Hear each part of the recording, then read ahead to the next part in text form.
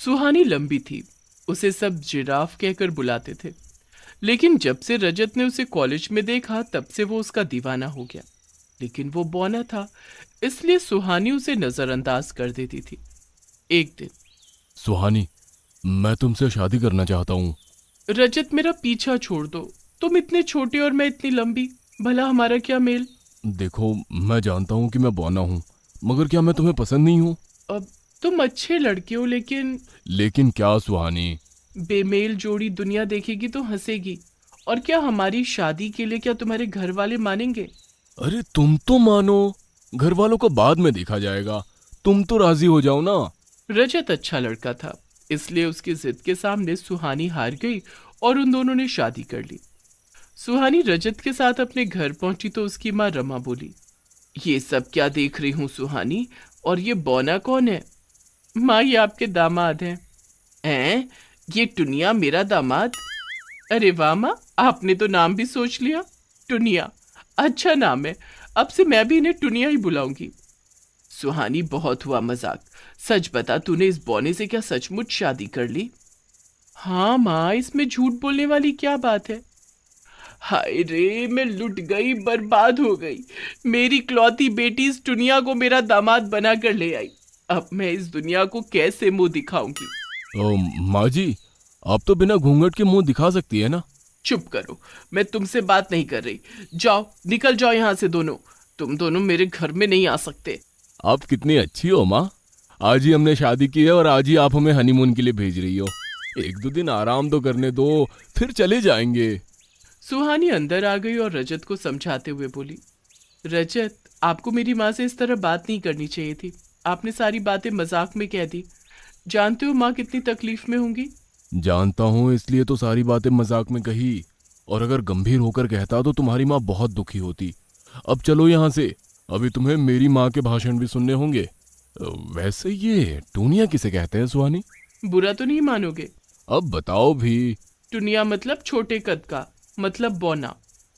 कुछ देर बाद रजत सुहानी को अपने घर ले गया। वहां भी यही तमाशा। अरे, लड़कियों का क्या अकाल पड़ा था जो इस जिराफ को ब्याह लाया और बिना किसी रस्म के घर में भी ले आया।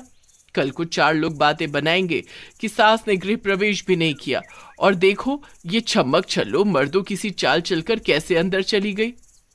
शकुंतला दुखी मन से रीति रिवाजों के साथ सुहानी को अंदर लेकर गई। कई दिन गुजर गए। माँ, मेरी नीली कमीज नहीं मिल रही है। अरे बेटा, वो तो उड़ गई। उड़ गई मतलब? अरे माँ, वो मेरी फेवरेट कमीज थी, उड़ कहाँ गई? कल बहुत तेज हवा चली थी ना, तो उड़कर सामने उस पेड़ पर उलझ गई है। मेरा और तुम्हारा हाथ तो जाएगा नहीं। अब छोड़, जाने दे, दूसरी ले आना। थोड़ी देर बाद, ये लो रजत, आपकी फेवरेट कमीज। लेकिन ये तो वहां पेड़ पर अटकी हुई थी। लंबी पत्नी होने का यही तो फायदा है, मैं उतार लाई। हाँ, थैंक यू सुहानी, ये कमीज मुझे बहुत पसंद थी। कुछ दिनों बाद पास पड़ोस में चर्चा होने लगी। बौना पति और लंबी पत्नी, ना जाने क्या सोचकर शादी की थी।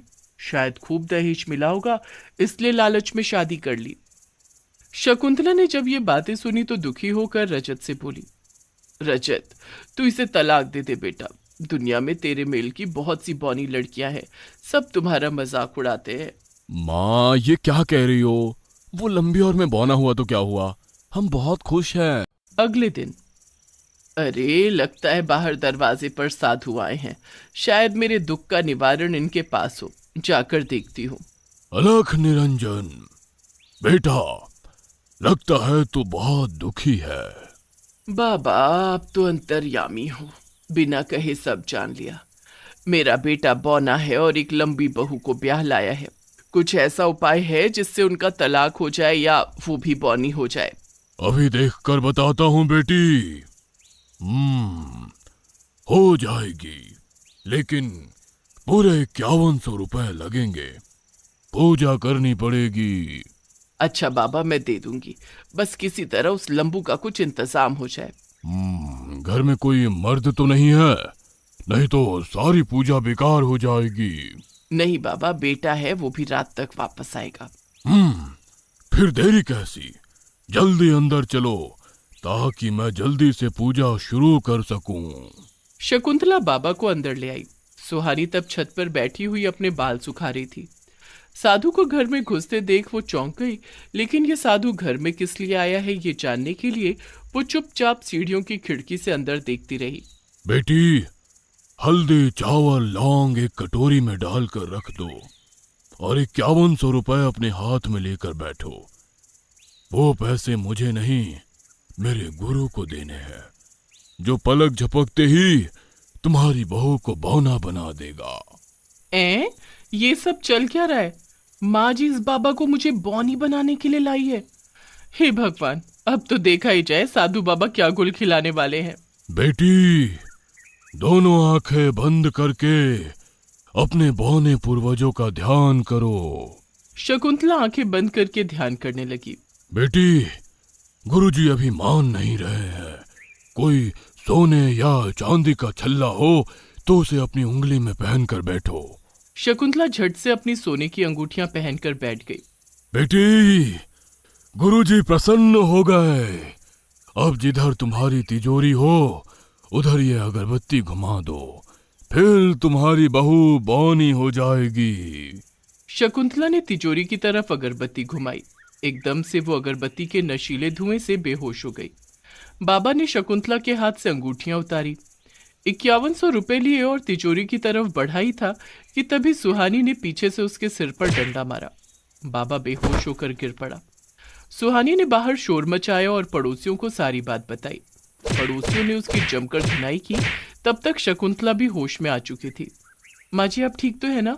अरे, तुम अभी भी लंबी हो, बौनी नहीं हुई, और वो बाबा? अरे बहन जी, इस बाबा ने तुम्हें बेहोश करके तुम्हारे पैसे और अंगूठियां चुरा ली और तिजोरी तोड़कर माल लेकर भाग ही रहा था।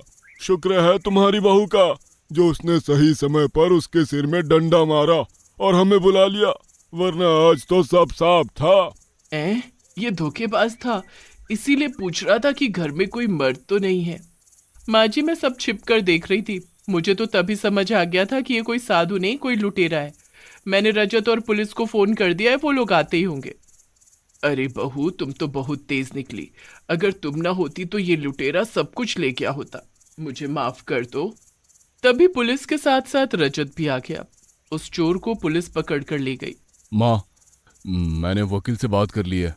अब बहुत जल्दी इस जिराफ को तलाक दे दूंगा। खबरदार, अगर तलाक की बात की तो ऐसी बहू चिराग लेकर ढूंढेगा तो भी नहीं मिलेगी। लेकिन माँ, तुम सही कहती थी, ये ज्यादा लंबी है। मैं अपने लिए कोई बौनी लड़की ही ढूंढ कर लाऊंगा। लंबी है तो क्या हुआ? जो कमीज पेड़ से तू उतार कर नहीं ला सका वो बहू ले आई। आज इसकी वजह से ही मेरा घर बच गया, नहीं तो हम बर्बाद हो जाते। चल छोड़, मेरी बहू जैसी भी है अच्छी है। चल तू भाग यहाँ से, मुझे तुम्हारे रिसेप्शन की तैयारी करनी है। रिसेप्शन? मगर किस लिए?